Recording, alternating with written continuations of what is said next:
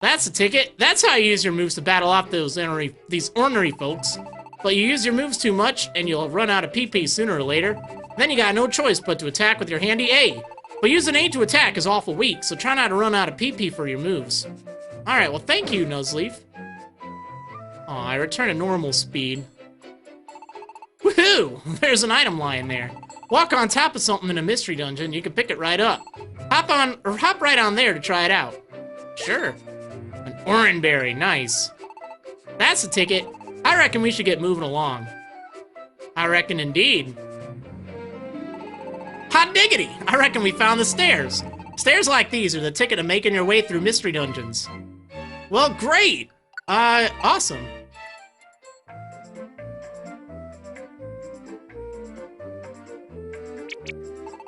Do you reckon they're still following us? I can't help but be bothered by it. Why don't you take the lead this time? I'll be keeping an eye out behind us. On you go. Alright, so you can check how to control in the Others menu. It also showed on the bottom screen there. So I can press X to open up the menu, which is pretty interesting here. There's all sorts of different options. So we can go to the Others menu, and I guess I'll just show you the controls really quick. L and A, B, X, or Y, that's how you use a move. Run, you know, pretty similar to the previous games, but I'm gonna go over this just in case you haven't played those by chance. You can hold in B and move either the D-pad or the control stick to run. That'll make you go a lot faster, but it could leave you vulnerable to attacks, because every step that you take or move that you make is an action. And that means every Pokemon on the floor can take an action after you've done that. So you don't want to run too fast in a room full of Pokemon. Changing direction can be done by holding in Y and then using the D-pad. I'll go over this stuff in a moment too. The R button, hold that in and then move either the D-pad or the control stick, and then you can walk diagonally. Hold in B and then press A, and you'll restore your hit points in the spot you're at. This will actually consume some of your belly, but it's kind of useful. On top of that, it also does pass a turn, what I was kind of talking about earlier about actions and stuff. And then you can just tap B to go to the item menu, and you can hold B and Y to go to the message log. Well, that's cool. Let's try some of this out really quick. So as you can see, if you hold in Y, you'll stand in place, but then you can move either the control stick or the D-pad to kind of, you know, choose where you're pointing at, what target you want, etc. It's a good way to turn around. You can also press it, and you'll usually face whatever's nearby, which is kind of useful. You can hold in R to make sure that you only move diagonally. That can be kind of useful if you're using the D-pad, which I tend to recommend just for its precision. On top of that, well, I guess there's really no point in passing a turn because we haven't found any enemies. But as you can see, if I take one step to the left, well, then Nuzleaf takes one step to the left. But also any enemy Pokemon do as well. Now here's a good example of when you would want to use B and A to just kind of restore some hit points. Even though my HP or hit points are entirely full, I can hold in B and then press A, and then that will actually pass a turn, so to speak. So then that fungus will approach me, and I won't walk right into it, where otherwise it'd be able to attack me. Now that it's right where I want it, I can use either Tackle or Ancient Power. Don't want to use Razor Leaf, just because it wouldn't be very effective. Alright, here we go. There's a Woobat, and actually, you know what?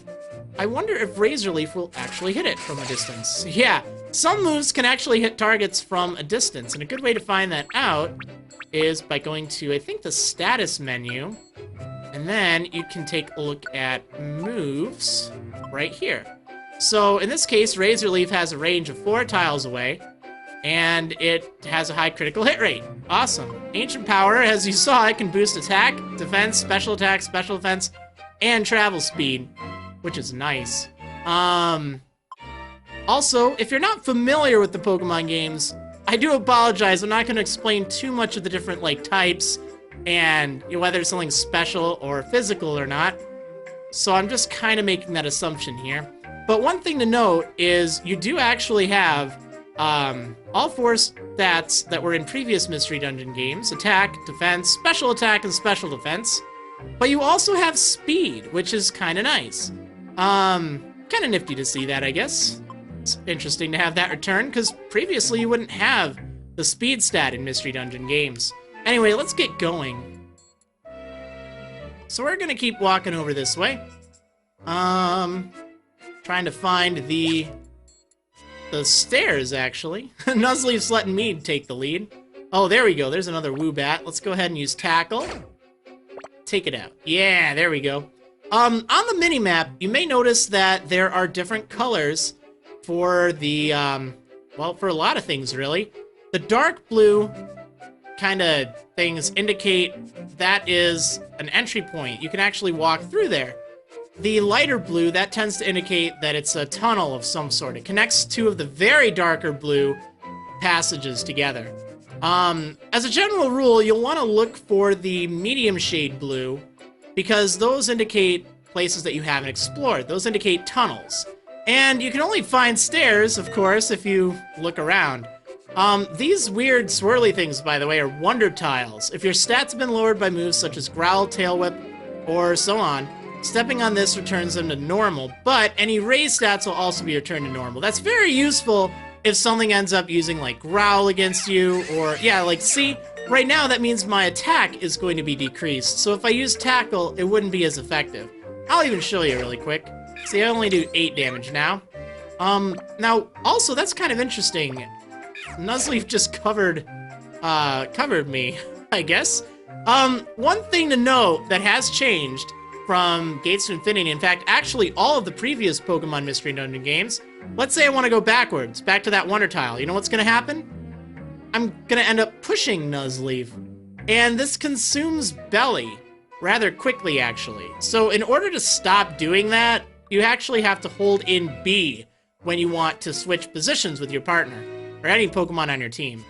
Otherwise, it's not going to work. That actually does take quite a bit to get used to if you're familiar with the older Mystery Dungeon games. But I figured I'd let you know that in advance.